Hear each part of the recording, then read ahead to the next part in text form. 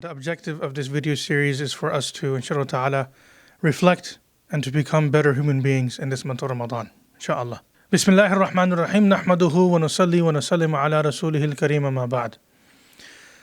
Respected brothers and sisters in Islam, we need to understand how to deal with our human emotions.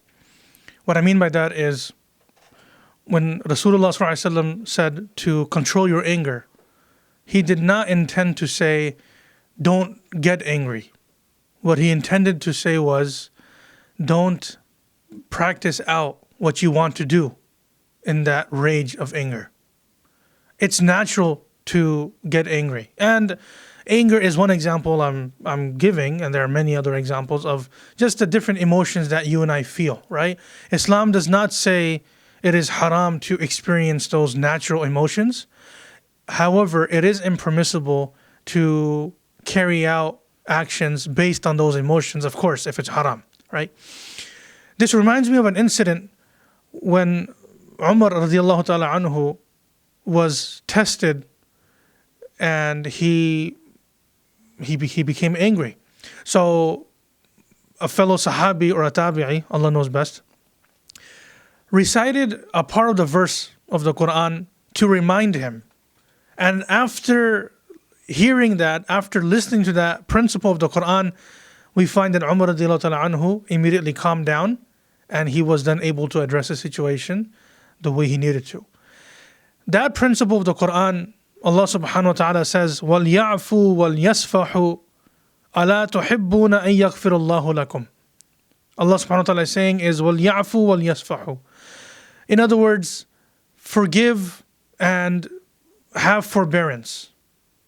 Forgive, have forbearance, take it easy, don't react.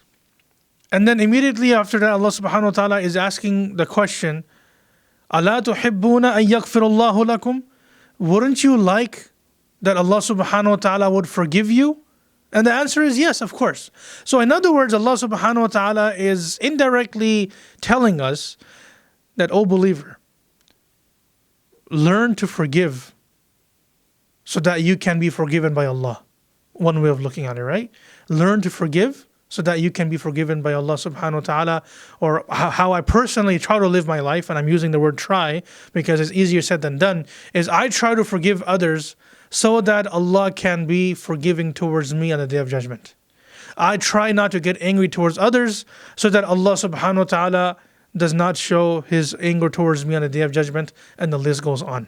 May Allah subhanahu wa ta'ala allow us all to have the best character with each other for the sake of Allah, keeping that moment in mind when you and I will be presented to Allah all by ourselves. Ameen ya Rabbil Alameen wa akhiru da'wana alhamdulillahi Rabbil Alameen. Assalamu alaikum wa rahmatullahi wa barakatuh.